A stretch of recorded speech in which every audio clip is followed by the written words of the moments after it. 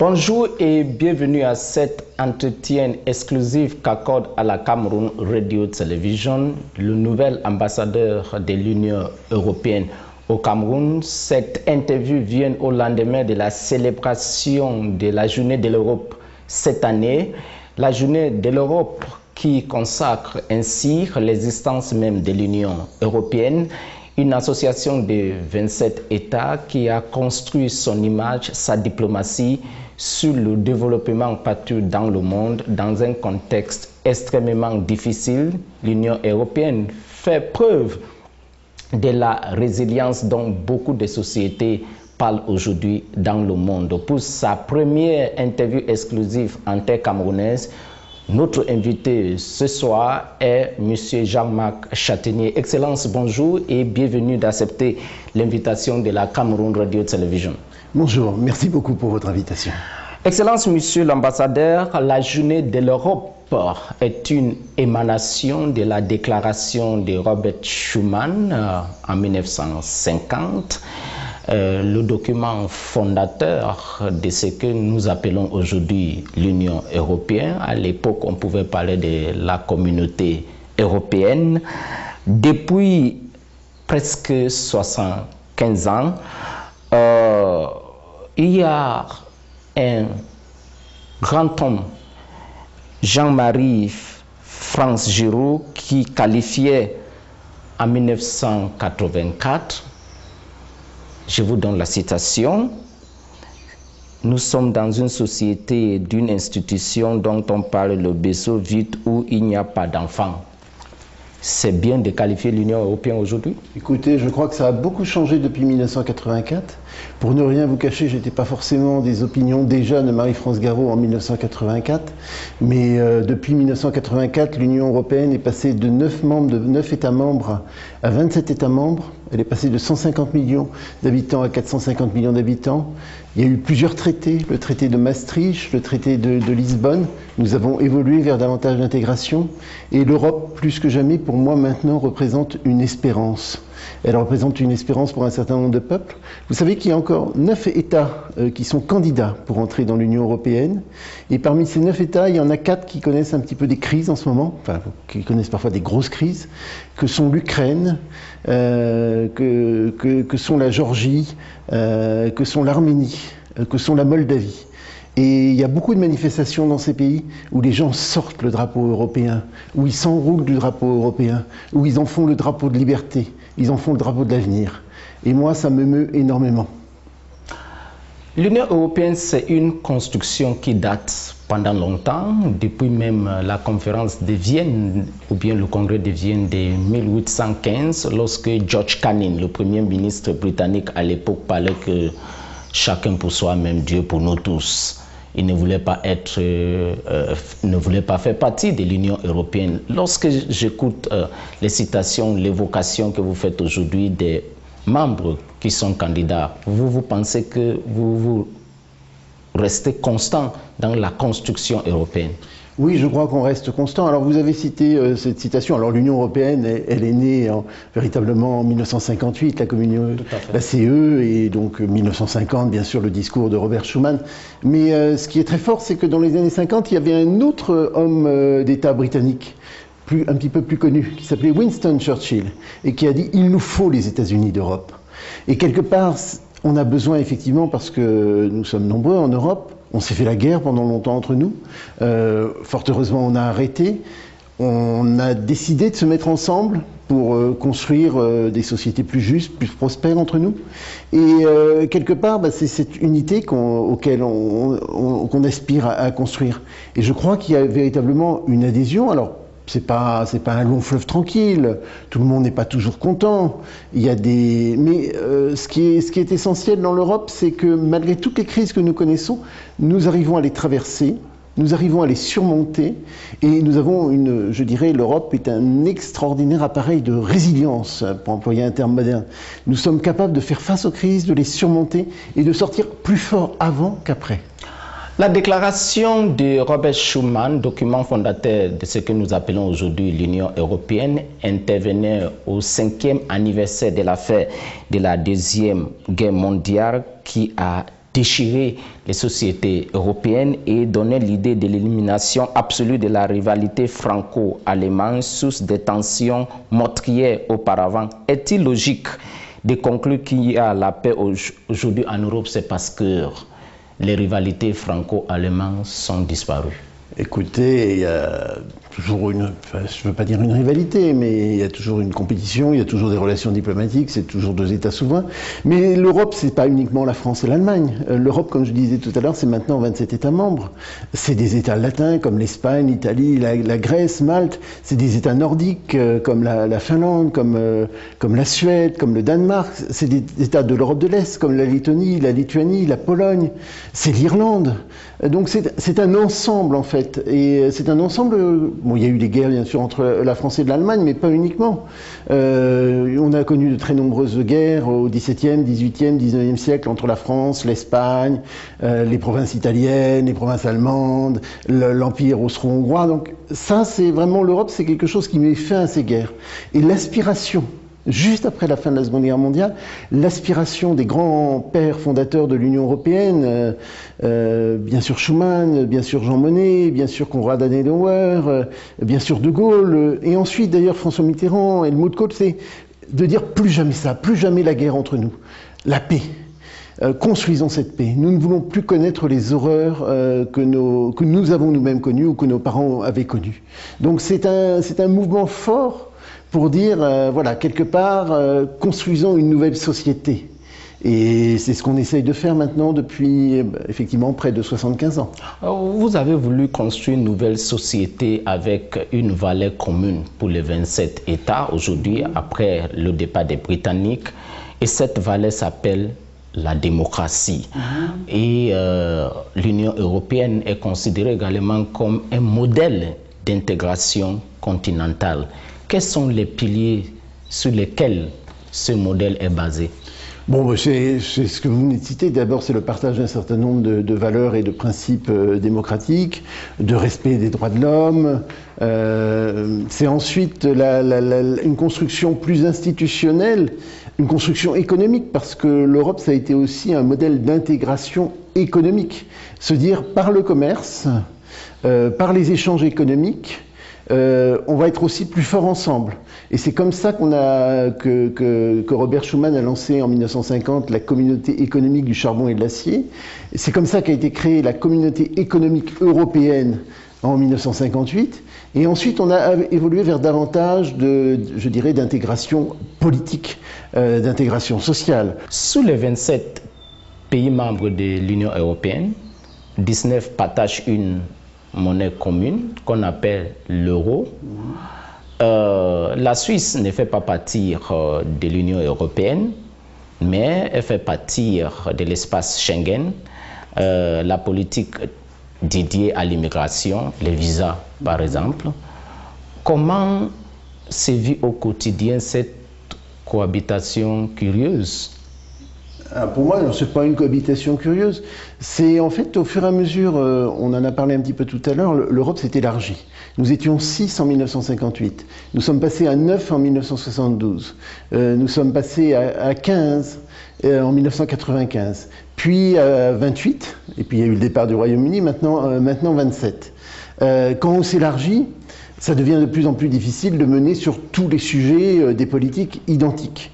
Donc on a choisi sur certains sujets, parce que tout le monde n'était pas d'accord, par exemple, pour adopter l'euro parmi les 27, ou parce que sur l'immigration, il y avait certains pays qui souhaitaient préserver totalement leurs compétences, on a choisi de mettre en place ce qu'on peut appeler des coopérations différenciées. Et donc sur un certain nombre de sujets, un certain nombre d'États ont décidé d'avancer ensemble, d'approfondir ensemble une coopération plus poussée. C'est bien sûr le cas de l'euro, c'est la création de la Banque Centrale Européenne. Et ensuite, on voit au fur et à mesure d'ailleurs qu'un certain nombre de pays européens se joignent à ces politiques. Donc en fait, on crée par ces coopérations différenciées des dynamiques partenariales avec les gens qui veulent vraiment avancer, qui veulent aller au bout de certaines idées, d'autres qui sont plus prudents, qui se disent attention, c'est ma souveraineté, je ne veux pas lâcher ma monnaie comme ça. Et puis, Voilà, on construit ensemble, et on construit, alors c'est aussi une des valeurs européennes très fortes, on construit les choses avec beaucoup de pragmatisme. On avance pas à pas, et on crante les choses, on crante les progrès, et puis on voit ce qui marche pas, parfois on peut peut-être même un petit peu reculer, mais l'essentiel c'est qu'on progresse ensemble. À côté de ça, il y a ce qu'on vient de créer, la communauté politique européenne. Est-ce que ça ne fait pas concurrence avec l'Union européenne? Parce que il y a certains pays qui ne font pas partie de l'Union européenne, mais ils font partie de la communauté politique européenne. Non, alors il y a différents, bien sûr, il y a différents niveaux de partage de responsabilité. Il y a toujours eu, en particulier sur les droits de l'homme, le Conseil européen des droits de l'homme ne se confond pas avec l'Union européenne. Non, ce qui est l'arc fondateur, c'est véritablement l'Union européenne, c'est l'union des 27. Et donc c'est bien sûr le moteur, notre moteur commun de l'intégration européenne, avec nos institutions européennes communes, avec le Conseil européen, avec le Parlement européen dont je viens de parler, avec la Commission européenne, avec le service européen d'action extérieure, le service diplomatique dont je suis ici le représentant, le SEE. Ce sont ces institutions-là, à 27, qui font fonctionner l'Europe. Parlons maintenant de l'Union européenne dans le monde. Vous êtes la plus grande institution planétaire en matière d'assistance humanitaire. Actuellement, l'enveloppe se chiffre à presque 2 milliards d'euros. Quelle est la place du Cameroun dans cet élan de générosité? Alors la place du Cameroun n'est pas négligeable, parce que nous intervenons et nous soutenons le Cameroun dans la gestion de ces différentes crises qu'il traverse. Il y a une crise bien sûr dans le nord et l'extrême nord du Cameroun, qui est marquée par les activités terroristes du groupement Boko Haram. Il y a bien sûr la crise dans les provinces du nord-ouest et du sud-ouest, qui a aussi provoqué des mouvements importants de personnes internes déplacées. Il y a la crise dans l'est, alors qui n'est pas une crise non plus au Cameroun, mais qui est la conséquence de la crise en Centrafricaine, de centaines de milliers de réfugiés. Votre dotation financière actuellement au Cameroun, donc nous sommes mobilisés. En termes d'assistance humanitaire? En termes d'assistance humanitaire, oui. C'est 10, 15, 20 millions. Ça varie beaucoup suivant les années, suivant les crises. C'est de la gestion voilà, qui vise à faire face aux besoins. Nous soutenons des ONG, nous soutenons les organisations internationales, nous soutenons le Haut Commissariat aux réfugiés, et j'ai été voir des actions extrêmement concrètes.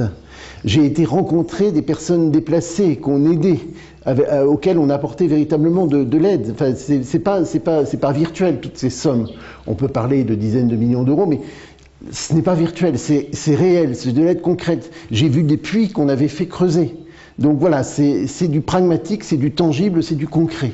Et ça, j'en suis fier. Est-ce que vous êtes satisfait de votre investissement dans le domaine de la paix? Je pose cette question parce que partout dans le monde aujourd'hui, on a l'impression que le monde va mal.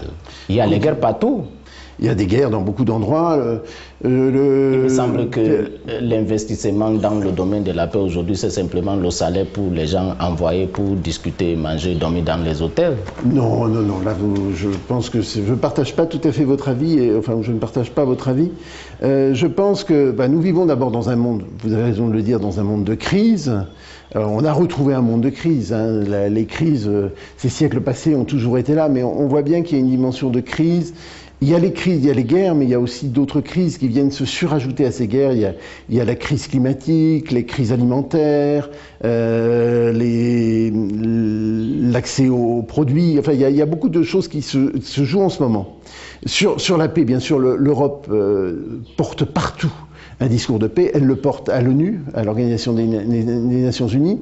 Elle est l'un des principaux contributeurs aux opérations de maintien de la paix des Nations Unies. Elle travaille aussi avec ses propres missions qu'elle déploie dans un certain nombre de pays, d'accompagnement et souvent de formation des différentes troupes, que ce soit de police, de gendarmerie, des armées. Donc nous déployons un certain nombre de moyens. Alors bien sûr, vous pourrez dire, est-ce que ça évite les crises? Non, ça n'évite pas les crises. Parfois, on accompagne les efforts pour sortir de ces crises. On se place toujours sous un angle positif, on fait le maximum, mais nous voyons bien, effectivement, comme vous venez de le dire, que nous sommes dans un monde de tension. Et donc, il y a des équilibres qui se font, et parfois, nous sommes même obligés de nous battre, de faire la guerre pour avoir la paix. La préoccupation majeure en Europe aujourd'hui, que je pense est une priorité des priorités pour vous, c'est la situation en Ukraine, que vous estimez constitue même une menace directe de l'existence des valeurs actuelles européennes, si vous voulez, la civilisation européenne. Alors, je ne qualifierais pas exactement les choses comme ça. Pour moi, l'Ukraine, bon, c'est un vrai souci de droit international, de questions internationales. Vous avez un pays qui est plus gros, qui a décidé d'envahir un pays plus petit, qui s'appelle l'Ukraine, pour annexer un certain nombre de territoires du pays voisin. C'est une violation majeure du droit international. C'est le non-respect total des conventions de l'ONU, c'est le non-respect total des frontières, c'est le non-respect de la souveraineté de l'Ukraine. Donc nous sommes dans la loi du plus fort, la loi de la guerre. J'espère que vous avez suivi monsieur l'ambassadeur de la Russie il y a quelques semaines dans cette même émission. Vous avez suivi ce qu'il avait dit? Je n'ai pas suivi exactement ce qu'il a dit, mais je connais bien les arguments russes. Ils sont erronés. Enfin, on ne peut pas se permettre une telle chose dans le droit international aujourd'hui. Donc l'Europe défend, dans le cas ukrainien, des principes importants de respect du droit international. Et donc, elle soutient effectivement l'Ukraine dans la défense et l'intégrité territoriale, dans le respect total de sa souveraineté. Et ce que fait la Russie a bien sûr été condamné unanimement au niveau international, est inacceptable. Alors, voilà ce que je peux dire sur ce conflit. Mais je ne voudrais pas, malgré votre question, me révèle l'idée qu'il ne faut pas non plus oublier d'autres conflits qui se déroulent dans le monde aujourd'hui, et qui pour moi sont aussi... Il n'y a pas de conflits plus importants les uns que les autres, mais il y a des choses dont il faut parler aussi. Bien sûr, on parle beaucoup du conflit à Gaza, au Moyen-Orient, qui est aussi une crise majeure dans le système international, dans lequel nous devons travailler pour apporter une solution, un armistice dans un premier temps, enfin une cessation, un cessez-le-feu, et ensuite un travail sur un accord de paix. Et ensuite, laissez-moi développer, je voudrais dire aussi qu'il faudrait qu'on parle plus des conflits qui ont lieu en Afrique. La crise majeure qui a lieu dans l'Est du Congo, avec des centaines de milliers de réfugiés. La crise majeure qui a lieu au Soudan, avec aussi des centaines de milliers de réfugiés. Le Congo, c'est depuis 1960. Non, c'est pas 1960. La guerre RDC n'a jamais connu la paix permanente depuis son indépendance. Non, c'est faux. L'histoire ne va pas me trahir. Non, l'histoire vous trahit parce que la Grande Guerre du Congo commence en 1997-98 et voilà, donc pendant toute la période du maréchal Mobutu, il n'y a pas eu la guerre. Entre 1960 et 1998. Et ensuite, ce n'est pas parce qu'un conflit est ancien qu'il ne doit pas être traité. Si on ne le traite pas et si on le voit renaître sous différents aspects, comme à Gaza, parce que vous pouvez me dire aussi que le conflit entre Israël et la Palestine n'est pas récent et qu'il date de 1948, voilà, ce sont des conflits majeurs dont il faut aussi parler. Le message que je voulais vous passer, en particulier, c'est le message sur l'Afrique. Nous ne parlons pas, de mon point de vue d'ambassadeur européen en Afrique, nous ne parlons pas assez des conflits qui ont lieu en Afrique. Nous allons parler de l'Afrique dans un instant, mais la dernière question sur la situation en Ukraine, il me semble, lorsque j'écoute certains dirigeants européens parler, il me semble qu'il y aura l'entrée en scène des autres acteurs bientôt. Par exemple, j'ai suivi le président français évoquer l'idée d'envoyer un contingent européen en Ukraine. Si vous tentez cette option, la conséquence directe sera la Troisième Guerre mondiale. Il me semble que vous êtes confortable avec cette option. Non, c'est envisageable? Je ne suis pas confortable avec cette option et d'ailleurs je ne la partage pas du tout. Je ne vois pas du tout, je ne vois pas du tout une mécanique qui puisse amener à une Troisième Guerre mondiale. Voilà, c'est un conflit grave, c'est un conflit où la Russie ne respecte pas du tout les valeurs et le droit international. C'est un conflit dans lequel l'Union européenne s'est engagée derrière l'Ukraine. Elle a décidé au mois de février dernier un paquet militaire de 50 milliards d'euros pour soutenir les efforts militaires ukrainiens pour résister à l'invasion russe. Voilà, nous sommes engagés dans le soutien à l'Ukraine. Mais en tant que, vous me permettrez de dire, en tant que vieux diplomate, je ne pense pas qu'il faille extrapoler. L'histoire, vous savez, est faite de choses qu'on n'attend pas. Et les choses qu'on attend n'arrivent pas. Ok. Parlons donc maintenant de l'Afrique.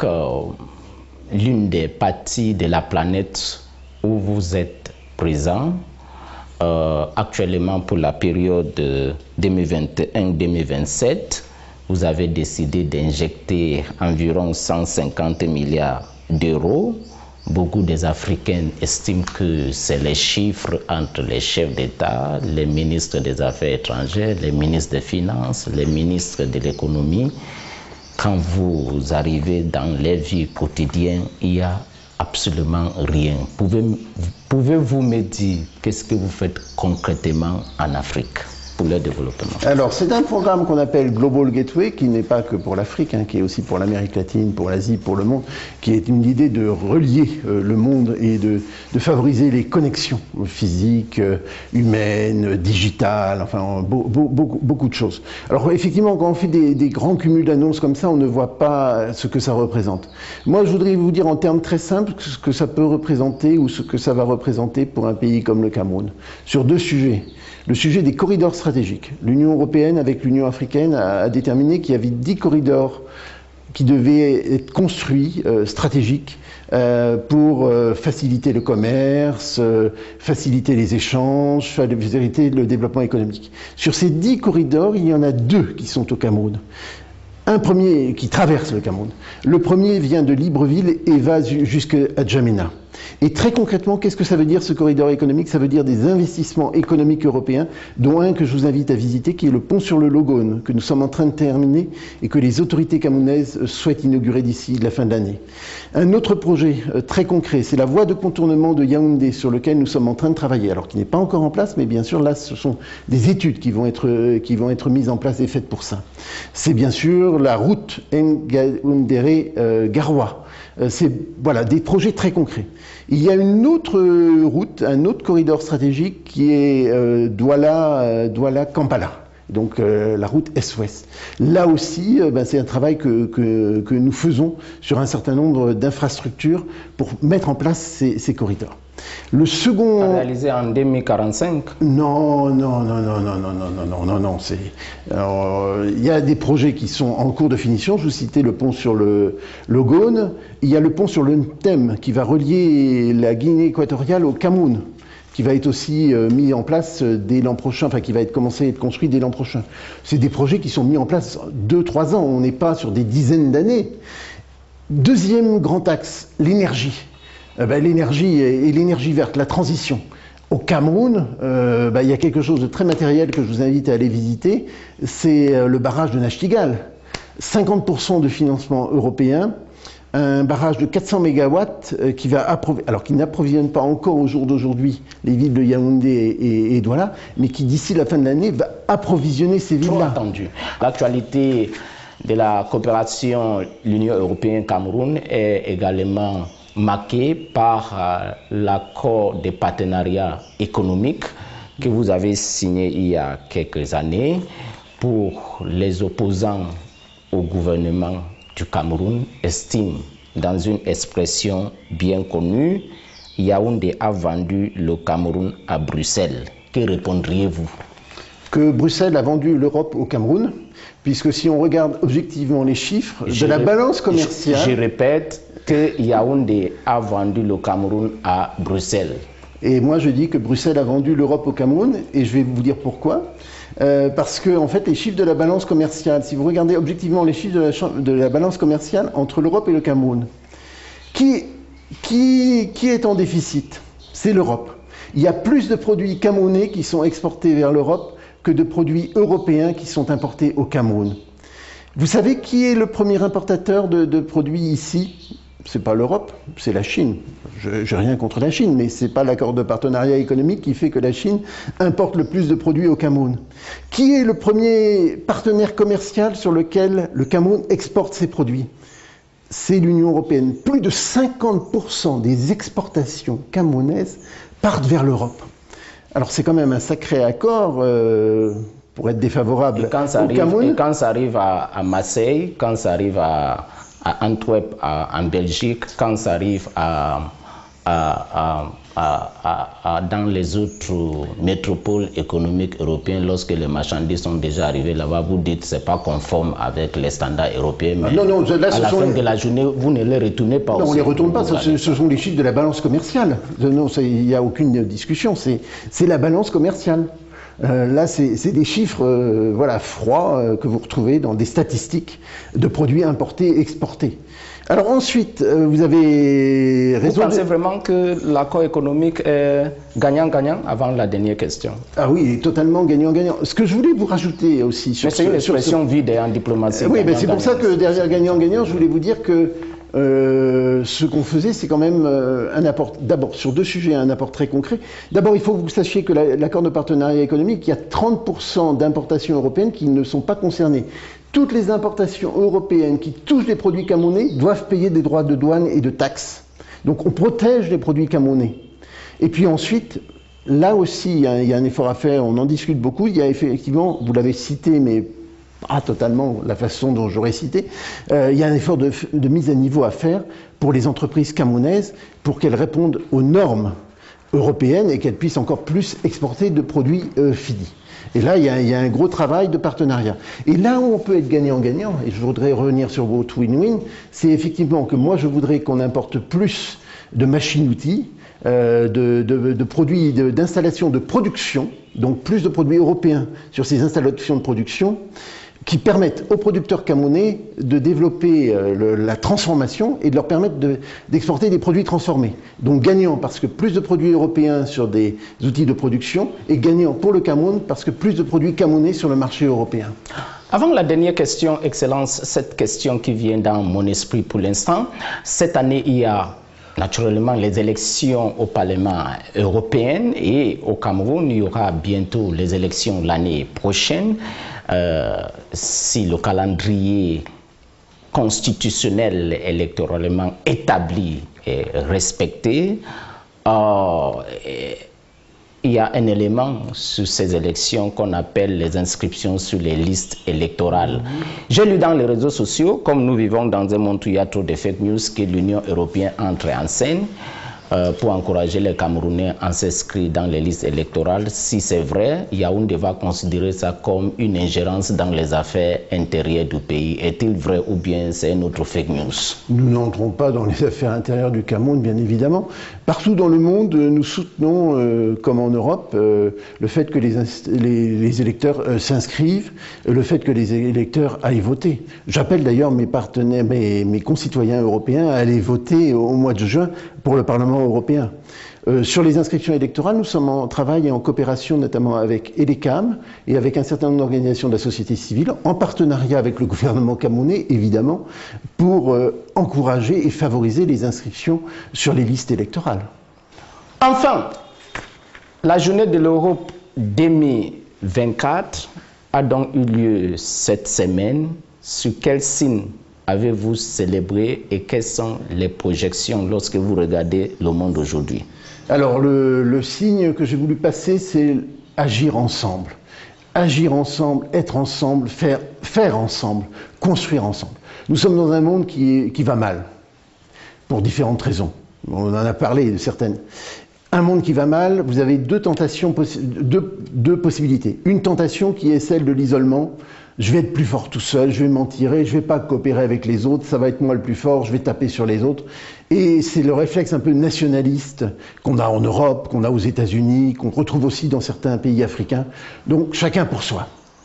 Et puis vous avez l'autre option. Le populisme. Le populisme. Et vous avez l'autre option qui est de dire, face à ces crises majeures, la paix, le changement climatique, l'environnement, le monde qui change, comment nous en sortons-nous? On se met ensemble. On est sur le même bateau. Et si on veut que le bateau ne coule pas, il faut qu'on navigue tous ensemble.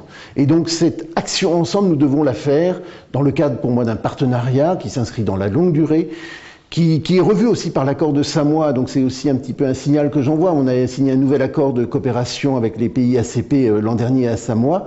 C'est un partenariat fondé sur le respect. Afrique, Caraïbes, Pacifique. Un accord de partenariat. Nous ne parlons plus de dialogue politique, nous parlons de dialogue de partenariat. Ça veut dire quelque chose. Ça veut dire que derrière ce mot de partenariat, il y a le respect, et le respect mutuel. Il y a l'écoute. On est dans un dialogue, on doit écouter l'autre. Il y a la réciprocité. Quelque part, je crois que nos amis africains ont aussi le droit et le devoir de nous dire quand ils sentent que leurs amis européens ne vont pas dans le bon sens ou ne travaillent pas dans le bon sens. Donc nous devons être ensemble dans ce même bateau pour que notre planète soit vivable pour nos enfants, nos petits-enfants, et qu'on continue à construire un monde meilleur. Donc c'est pour moi tout le fondement de mon action diplomatique, tout le sens de ce que je veux donner, et le sens, je crois, que l'Union européenne porte aujourd'hui dans le monde. And with that, we conclude the interview. The European Union Ambassador to Cameroon, thank you very much indeed for being guest. I hope next time we'll have our conversation in English. As you know, Cameroon constitutionally is a bilingual country, but today we decided to do it in French. Thank you very much indeed for being my guest. Thank you very much. And next time I will do it in English. You're welcome. Sure. Thank you. Thank you very much. Thank you.